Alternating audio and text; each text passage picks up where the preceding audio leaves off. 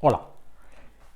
En el último vídeo, en el que hablábamos nada menos que de la masa del fotón, os dejé caer que, bueno, lo dijera Elon Musk o lo dijera Cristiano Ronaldo, pues que no veía para nada claro que realmente la humanidad pudiera llegar a Marte en un futuro próximo, ¿no? Y eso lo dije en relación a que, bueno, pues yo creía, y lo sigo creyendo, que el sistema de motores actual no es suficientemente bueno, etcétera.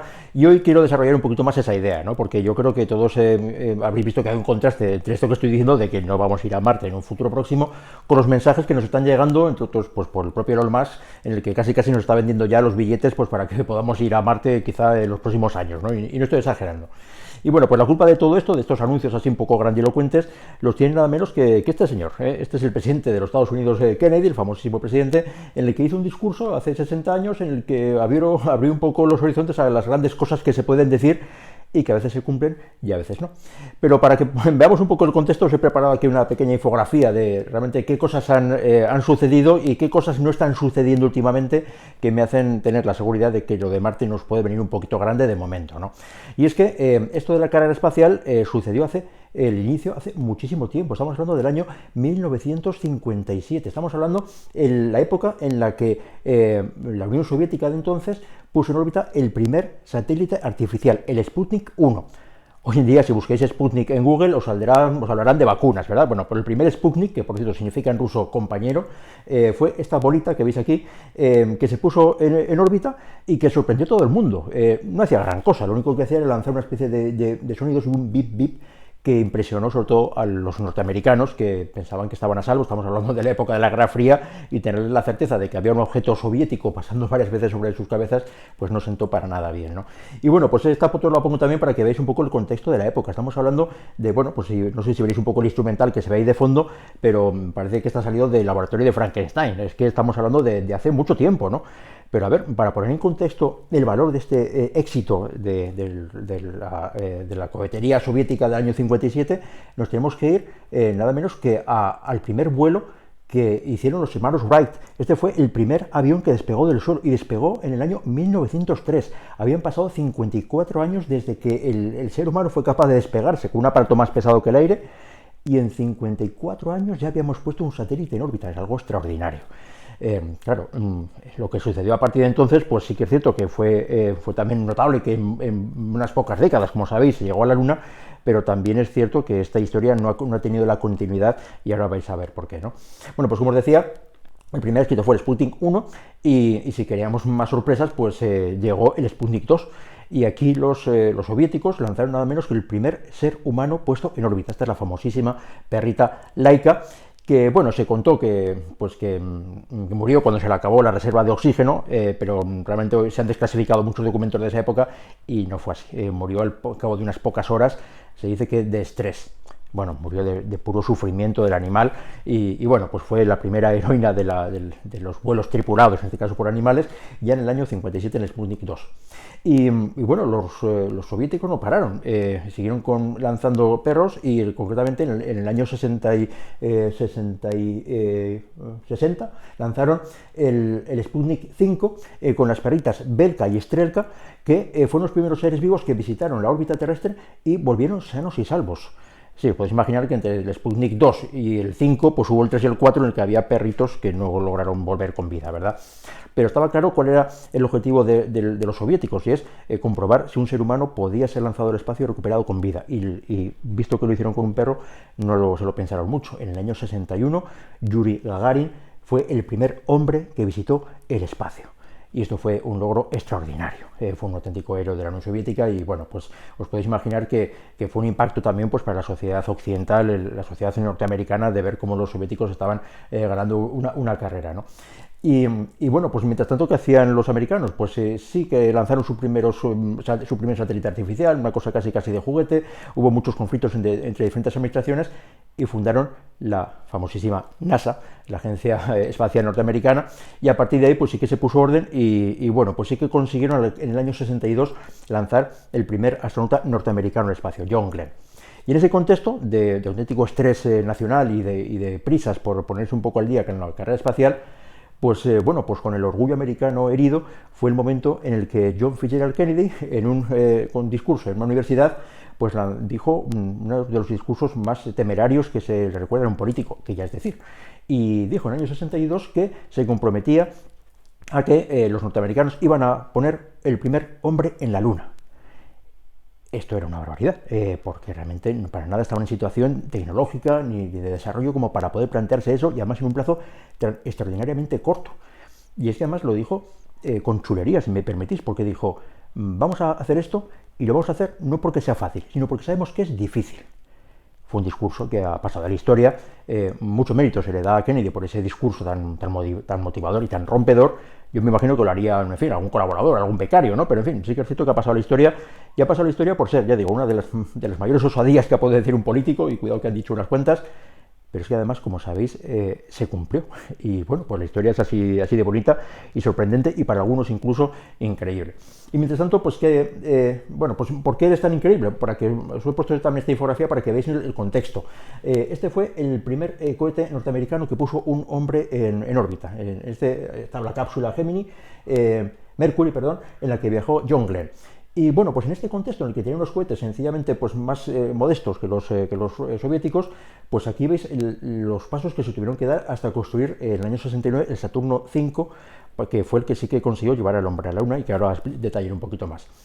Y además es que estos primeros lanzadores realmente pues es que estaban ya construidos, y es que la historia es así de fea, y es que estos primeros cohetes no eran cohetes hechos para ir al espacio, sino que eran misiles balísticos intercontinentales que fueron adaptados para que en vez de llevar una cabeza nuclear con la que bombardear al enemigo al otro lado del mundo, pues se replantearon pues para lanzar pues satélites o seres humanos o perros a la órbita terrestre, ¿verdad?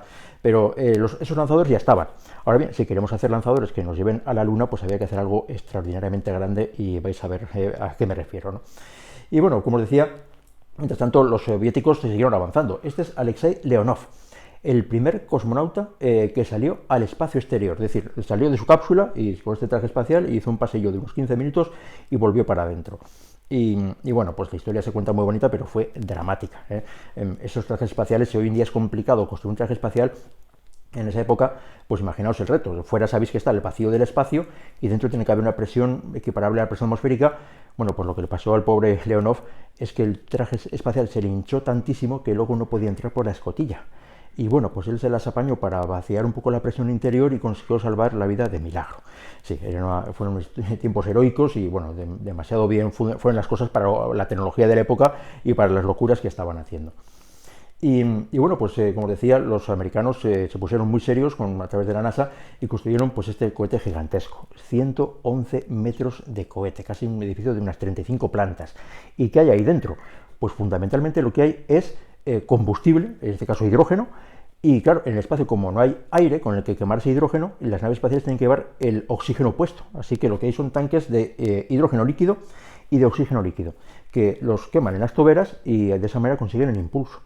Y bueno, por cierto, si lo que quemamos es hidrógeno con oxígeno, os podéis imaginar que lo que sale por las toberas de un cohete espacial del proyecto Apolo, pues sale agua. Pues sí, pues con ese agua a una temperatura altísima y con una gran velocidad es como se impulsan las naves espaciales que nos llevaron a la Luna. Y esto se hace en diferentes etapas. Esta es la primera etapa, o sea, cuando se agota el combustible la primera, se enciende la segunda, aquí está la tercera. Y bueno, pues la parte útil, lo que se llama la carga útil del cohete, está, como os podéis imaginar, en el extremo, y es solamente esta parte de aquí. De hecho, aquí no sé si lo veréis bien, aquí está el Águila, el módulo que se posó sobre la Luna, y del módulo que luego tuvo que despegar para luego acudir de nuevo a la órbita lunar. Y finalmente, bueno, pues de todo este cohete, la única parte que regresó a la Tierra fue esa especie de pequeño conito que veis ahí, de los 111 metros, pues en fin, realmente volvieron, eso sí, con los astronautas dentro, como bien sabéis, sanos y salvos, ¿no? Y bueno, pues cuando hablamos de que es un proyecto complejo, pues las dimensiones ya hablan por sí solas. Esta fotografía dice mucho. Si este cohete tiene una altura de 35 pisos, el edificio en el que se construye y en el que se contiene, pues es un edificio gigantesco también. Y claro, lo construimos aquí el cohete, pero luego hay que lanzarlo más en la rampa, que está a un par de kilómetros hacia allá. Pues hay que transportarlo. ¿Pues cómo? Pues unas orugas gigantescas. ¿Y por dónde? Pues por una carretera especialmente preparada. En fin, realmente el reto es extraordinario y lo hicieron muy, muy bien. Y bueno, pues el éxito pues ya lo conocéis, ¿no? Os he puesto esta fotografía porque dicen, tiene unos cuantos elementos, ¿no? Aparte de la clásica bandera que justifica el por qué hicieron ese esfuerzo extraordinario los americanos, pues también aquí tenéis un vehículo. Realmente lo hicieron también que se permitieron el lujo de llevar casi un emblema de la sociedad norteamericana, y es un automóvil a la Luna, con el que recorrieron unos cuantos kilómetros de forma pues divertida, diría yo incluso. Y bueno, también se ve aquí el módulo que aterrizó. Pues podéis imaginar que el aterrizaje ya fue complicado, pero aquí está la parte que luego tiene que despegar, y esto nos pone en contexto de lo complicado que es visitar, en este caso, la Luna. Y es que llegas a la Luna, pero hay que volver, y la parte que despega es esta, y esta parte se pone en órbita lunar, se acopla al otro módulo, que es el que luego te tiene que llevar de vuelta a casa, y si todo va bien, pues regresas al cabo de 3 días, ¿no? Que fue lo que duró esta misión. Las misiones Apolo pues realmente tuvieron éxito, pero empezaron con mal pie. Aquí he marcado en color gris casi el año 67, el Apolo 1 nada menos, pues que hubo un accidente gravísimo en el que en unos ensayos que hacían con la propia cápsula que tenía que transportar a los astronautas, en un ensayo en tierra, pues murieron calcinados debido a un accidente. Y bueno, pues el espíritu americano de lucha y de seguir adelante hizo que no pararan y siguieron cumpliendo los plazos, y como sabéis llegaron a la Luna en el año 1969. Bueno, esto casi hay que subrayarlo, porque hoy en día hay tanta tendencia a pensar que realmente esto no es creíble, que bueno, pues yo voy a insistir que por supuesto que sí que estuvieron en la Luna. Y también os digo que me parece que se crea a veces un debate científico muy bonito entre aquellos que dicen que no, dando sus argumentos científicos, y los que pensamos que sí, intentando contradecir esos argumentos, ¿no? Pues habla mucho que si las sombras, que si la bandera ondea o deja de ondear. En fin, si el debate se lleva en términos científicos, de verdad que es un debate muy bonito, y además bonito porque además sé que los que pensamos que sí que se ha subido a la Luna tenemos la razón, ¿verdad?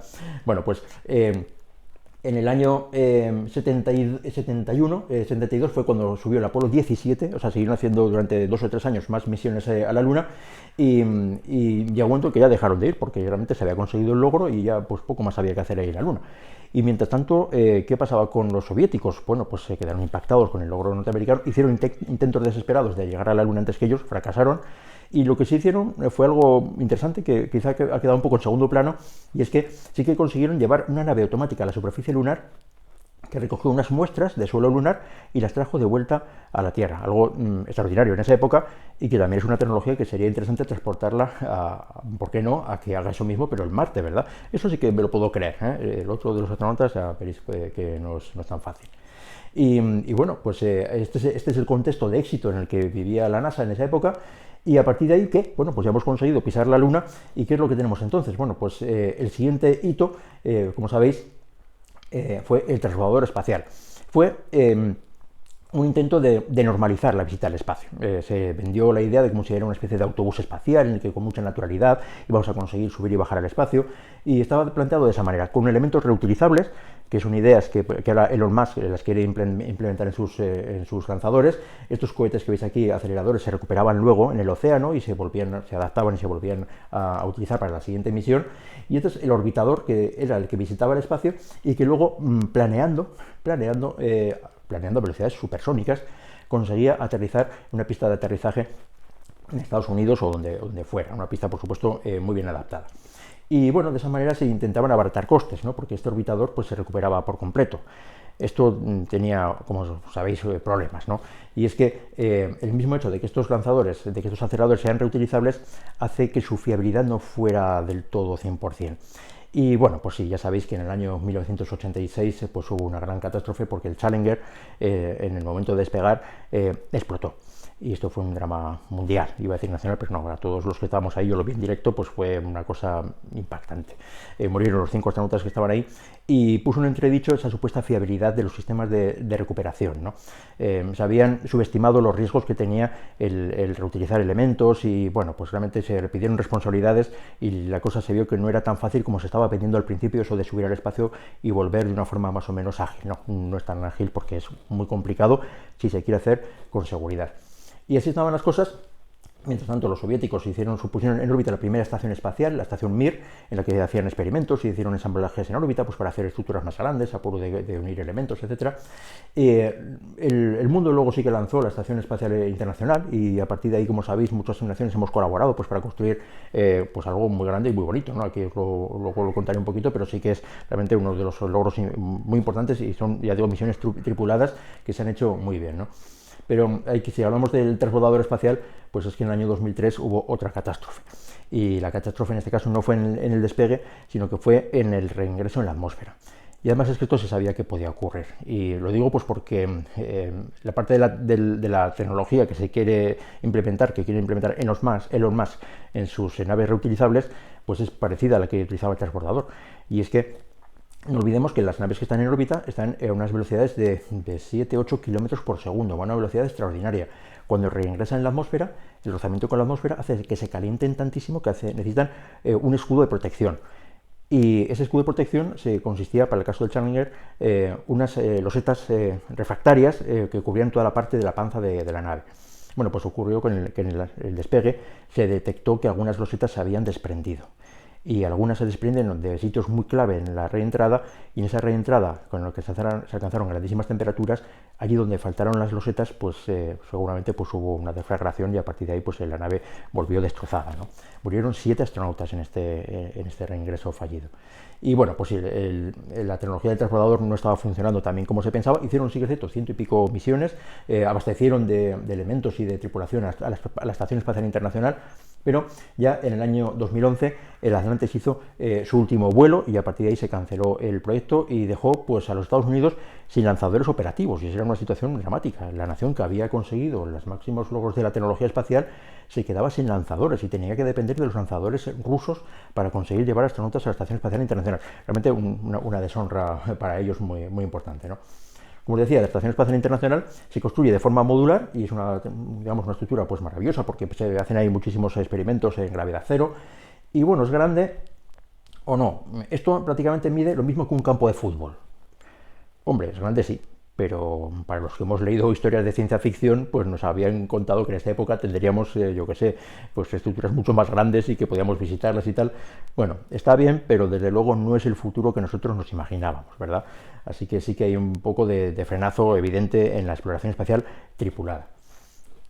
Y bueno, y en este contexto en el que los norteamericanos no disponían de lanzadores, pues llega Elon Musk y bueno, pues se propone que una empresa privada, la suya, sea la encargada de llevar astronautas norteamericanos a la Estación Espacial Internacional. Y bueno, pues es extraordinario el hecho de que sea una empresa privada, porque aquí se ve que si es privada es que tiene que haber un negocio detrás y de hecho lo hay, ¿verdad? Bueno, pero la realidad es que en el año 2020, con la nave Crew Dragon, lanzaron los primeros astronautas que fueron a la Estación Espacial Internacional mediante este lanzador privado de la empresa SpaceX de Elon Musk. Y bueno, pues es un logro hasta cierto punto, ¿verdad? Porque eso de llevar astronautas al espacio pues se hacía desde los años 60 del siglo pasado. ¿Y qué han cambiado? Pues ha cambiado el estilismo, ¿eh? Aquí, como veis, los trajes espaciales pues sí que se parecen a los que nos gusta ver en las películas de ciencia ficción, y el manejo de la nave pues parece que sí, se parece mucho a nuestra tablet o a nuestro teléfono móvil, y si queréis contrastarlo pues aquí veis una fotografía de algo parecido pero de la misión Apolo. Los astronautas pues sí que iban ataviados de otra manera, y sobre todo lo que es los mecanismos para el manejo de la nave, en fin, claro que han cambiado. Pensar lo que han cambiado, cómo eran los ordenadores de los años 70, qué ordenadores había, y lo que tenemos ahora en la palma de la mano en nuestro teléfono móvil. Pues esa tecnología sí que en principio nos debería facilitar mucho el hacer las cosas a nivel de viajes al espacio. Bueno, pues este es el contexto, y bueno, la situación es complicada, y es complicada porque no tenemos que perder de vista la diferencia que hay entre misiones tripuladas y no tripuladas.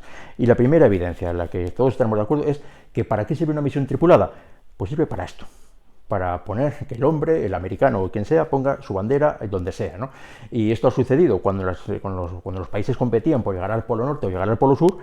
Sucedió con la Luna, y esta fotografía pues vale el esfuerzo norteamericano de ese momento, vale el discurso de Kennedy y vale todo lo que haga falta. La segunda bandera ya no vale tanto, ¿verdad? ¿Para qué sirve también una misión tripulada? Pues sirve para ilusionarnos a todos. La población mundial pues se puede ilusionar de ver cómo un astronauta llega donde sea, ¿no? Y todos, incluso ¿por qué no reconocerlo? Los accionistas de las empresas que pueden estar detrás de estos viajes tripulados. Entonces, si a un accionista le venden la idea de que hay astronautas que pueden ir a Marte, pues sí, esa ilusión es muy importante también, ¿no? El problema, pues, es el dinero. Hacer una misión tripulada con seguridad es carísimo. Realmente no he puesto aquí las cifras de lo que costó la misión Apolo, porque son inimaginables esas cifras, pero es que son carísimas esas misiones, sencillamente porque tienen que ser misiones seguras al máximo, al 100%, ¿no? Porque obvio es que ha habido ha habido unas cuantas muertes en la exploración espacial, pero no es lo mismo que un satélite falle, caiga al mar, a que un transbordador espacial explote y mueran 7 astronautas. Eso es gravísimo, y ese margen de seguridad máximo que se tiene que tener, pues hace que todo sea muy complicado, y complicado es igual a caro. ¿Y cuál es la alternativa? Pues a ver, las misiones no tripuladas pues nos permiten llevar muy lejos nuestras ansias de conocimiento. O sea, el poner la bandera está muy bien, pero si lo que queremos es saber, con misiones no tripuladas podemos llegar a saber mucho. Esta fotografía que os he puesto es de la sonda Pioneer 11, creo que fue el primer objeto, no es que saliera de la órbita de la Tierra, sino que salió del sistema solar. Después de visitar unos cuantos planetas y sacar fotografías y tal, pues es el objeto que ahora mismo ha salido del sistema solar hace ya bastante tiempo, y se dirige a no sé qué sistema estelar, ¿vale? Incluso lleva un mensaje, digamos, para decirles a los hipotéticos extraterrestres quiénes somos y dónde estamos, ¿no? Una cosa, pues yo creo que es bonita. Para que veáis hasta qué punto está previsto que llegue lejos, no tiene ni paneles solares. No servirían si me alejo mucho del Sol. Entonces lleva un sistema de alimentación mediante unos radioisótopos, y bueno, pues si queremos llegar lejos con sondas no tripuladas se puede llegar. Y bueno, pues se han conseguido cosas apasionantes. Hemos conseguido posar, la Agencia Espacial Europea, por cierto, una sonda en la superficie de un cometa. Y nos interesa muchísimo saber qué pasa en los cometas, porque sospechamos que la vida en la Tierra podría venir de un cometa. Y son misiones muy complicadas que de forma no tripulada y de forma casi automática se han podido hacer. Digo automática porque no podemos guiar esto como si fuera un coche teledirigido. Realmente las distancias son tan grandes que los sistemas tienen que tomar sus propias decisiones, y bueno, aquí la tecnología, la inteligencia artificial y, en fin, los medios de comunicación nos ayudan mucho.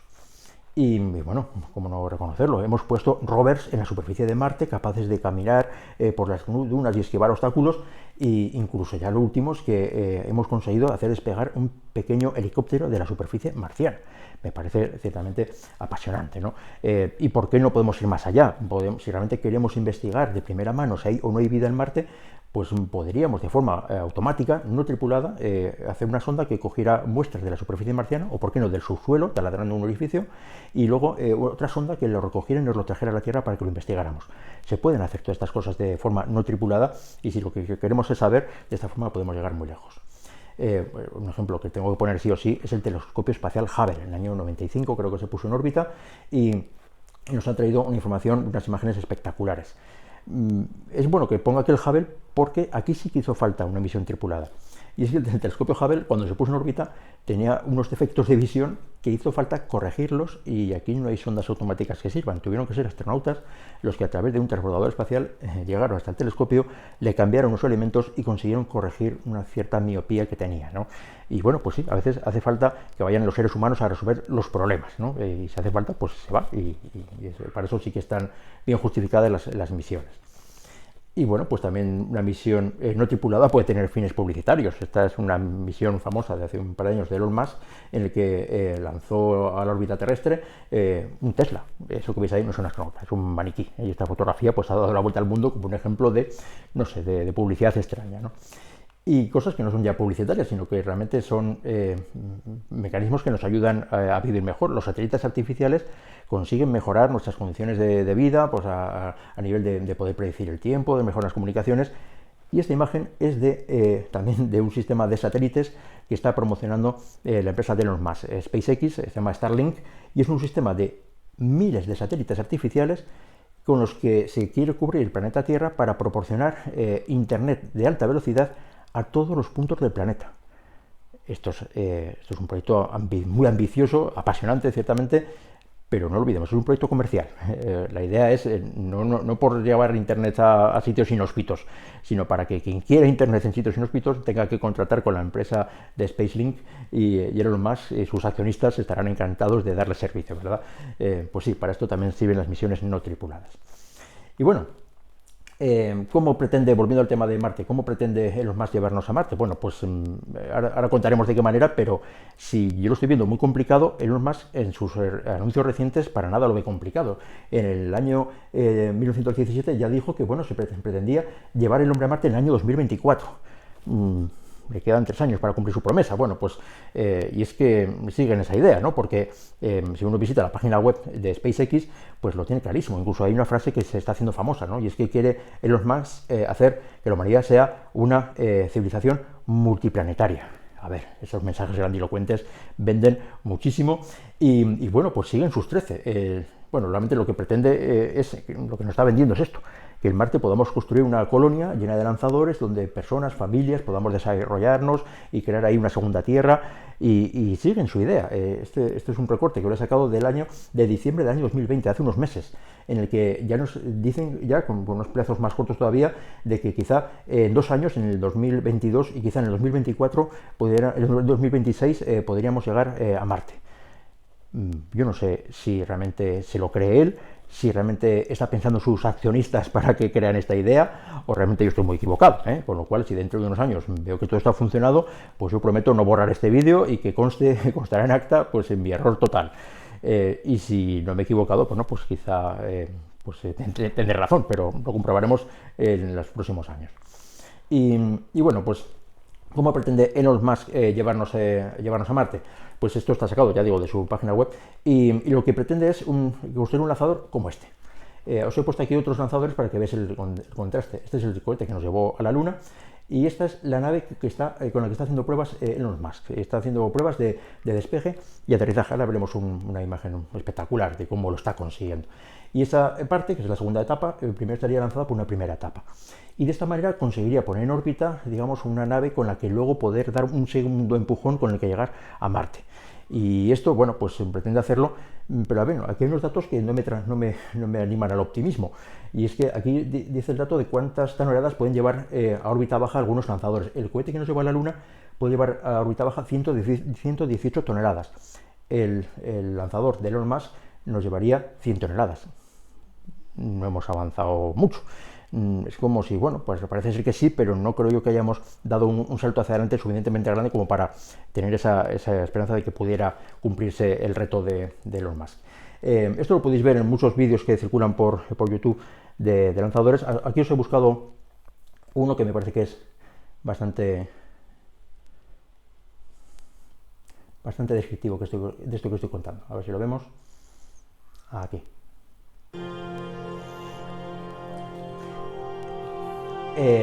Esta prueba está hecha en diciembre del año 2020. Aquí veis el lanzador, cómo despega verticalmente, de forma muy elegante. Y bueno, consigue llegar a gran altura. Aquí se impulsa mediante 3 motores desarrollados por la propia empresa de Elon Musk. Y aquí veis el truco. El truco está en que para poder guiar la nave, esos motores no tienen una orientación fija, sino que se dice que son vectoriales, pueden orientarse y esa orientación permite que la nave pues vaya hacia donde uno quiera. Esta orientación la hace además de forma automática para estabilizarse y ir como tiene que ir. Y llega un momento en que cuando llega a una gran altura, desconecta los motores. Desconecta los motores porque ahora quieren probar lo siguiente, y es qué pasa cuando queremos volver. Aquí parece que ha pasado algo, pero no, realmente está cayendo ya a peso muerto la nave, hasta que, bueno, pues deciden que tienen que empezar a tomar una orientación adecuada. Y eso lo consigue primero de forma aerodinámica, ahora veréis cómo. Tiene una especie de alerones, ahí los veis cómo se mueven, ¿sí? Y la inclinación de esos alerones hace que la nave consiga caer como tiene que caer, y es de panza. El frenado inicial de la nave se realiza de esta manera que veis aquí. La idea es luego llevar esto pues, para aterrizar en Marte. Y bueno, pues primero frena su velocidad de esta manera. Aquí supuestamente alcanzaríamos unas temperaturas altísimas y por eso pues habría también que ponerle una protección térmica. Y llegado el momento de que estamos ya muy cerca, conectamos los motores orientables para empezar a frenar. Y en este frenazo consigue ya la nave ir disminuyendo su velocidad sin perder la verticalidad. Y aquí veis el proceso.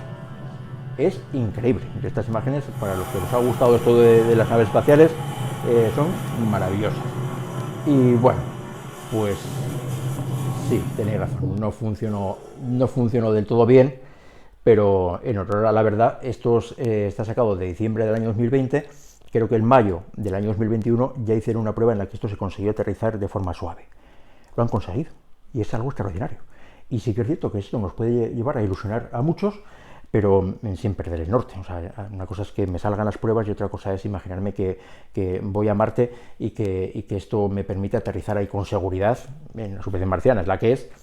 Y bueno, pues hay otros problemas. Pero por recapitular y no extenderme demasiado, que lo que podemos estar de acuerdo, que lo que ha hecho Elon Musk con la investigación espacial es extraordinario. El hecho de que entre las empresas privadas a hacer avances en esta tecnología pues es maravilloso, pero sin perder de vista que son empresas privadas. No es una nación que quiera poner su prestigio encima de la mesa, sino que es una empresa que tiene que defender sus beneficios para sus accionistas y eso no hay que perderlo de vista, ¿verdad? Y bueno, pues sí que podemos estar de acuerdo que llevar una tripulación a Marte es otro nivel y voy a dar aquí argumentos. Primero, pues porque creo, voy a insistir en que no tenemos todavía unos motores suficientemente desarrollados. En el vídeo al que hacía alusión, en el que hablábamos de la masa del fotón, ya decía que la tecnología esta de lanzar fuego por abajo para que las naves vayan para arriba, pues esto nos permite llegar a la Luna, pero dudo que nos pudiera hacer llegar mucho más lejos. Se están desarrollando nuevas tecnologías, motores iónicos, motores, ¿por qué no?, con algún tipo de propulsión nuclear. Hay que hacer algo porque con esta tecnología creo que nos quedamos cortos, ¿verdad? Luego, la ingeniería asociada a estos viajes es complejísima.